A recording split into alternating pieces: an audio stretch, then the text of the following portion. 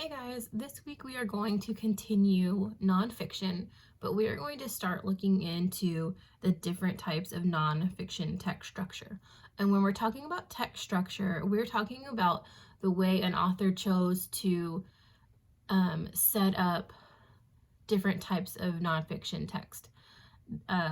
There are several different types of text structure, but we're going to learn them one at a time so that we don't get too confused. This week, we're going to take a look at compare and contrast, and in my other video, we're going to take a look at sequential order. Now, in this case, we are going to be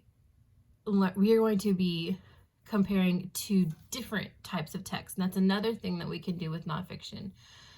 Within the text, authors might compare and contrast something, and they will in these articles in the book that we're going to read.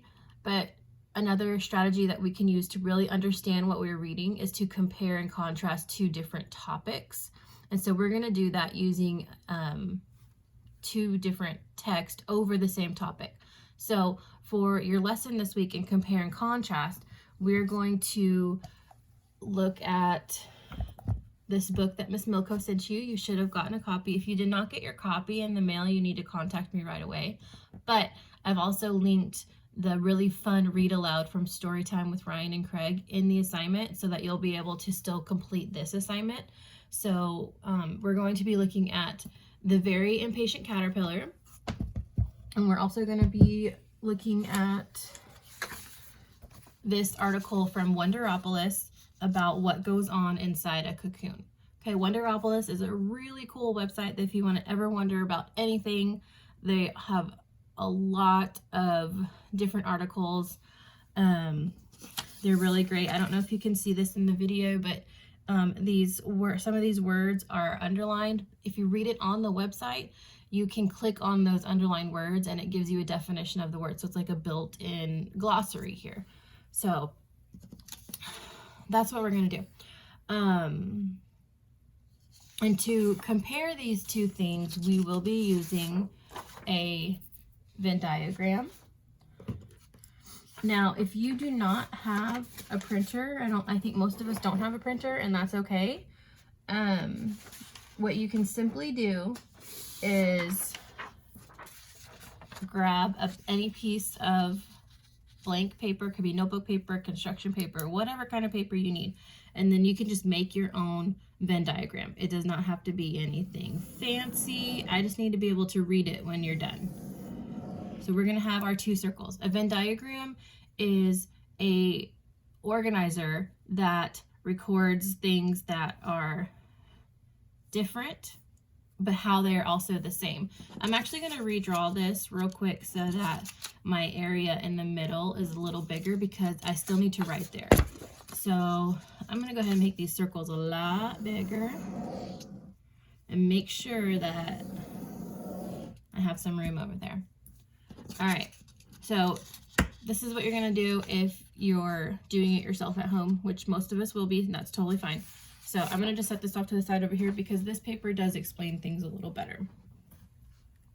So at the top of your Venn diagram, you have two places for topic. So when you do this, your topic is going to be the two different books or texts that we're reading.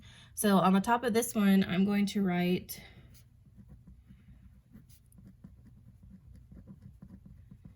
The Very Impatient Caterpillar.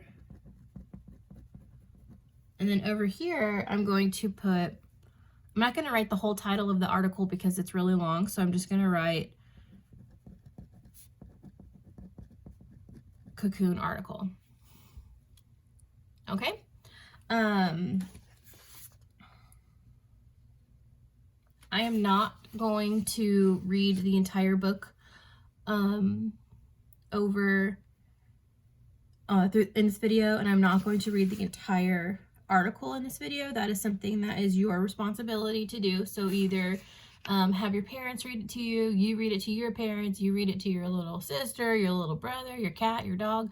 I just want you to be reading. So after you're done reading both texts, this is where we're going to record how we're going to compare and contrast. We're going to write how The Very Impatient Caterpillar is different. We're going to write how the cocoon article is different from the very impatient caterpillar. And then we're going to find some things that are alike. I'm going to go ahead and give you 1 or 2 examples from each one, and then I want you to go read both texts and then show me what else you can find. Not everybody is, there's not going to be like a checkoff list where you have to have 5 things over here, 5 things over here. This is what you can get from the text, and I want to see what you can find, what you can compare and contrast from the 2 different texts.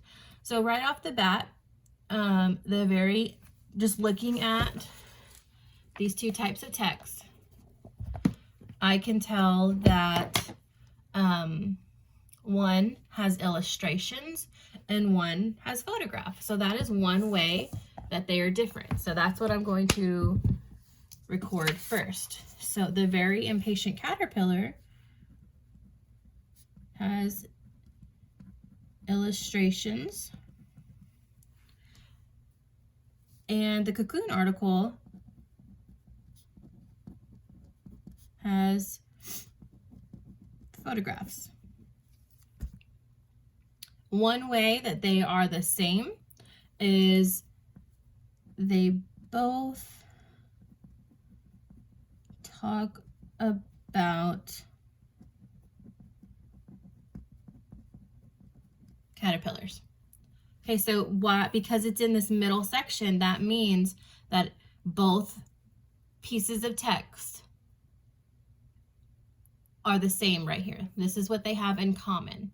This is how they are different on the outsides, and then this is what they have in common. Okay, so now I want you to go spend some time reading The Very Impatient Caterpillar. I'm sure you've read it at least once since you got it. Or if you've read it and you still want to watch the read aloud from Ryan and Craig, go do that. It's a really funny one. This article does not have to be printed out. It pops up so where you can read everything in the article. And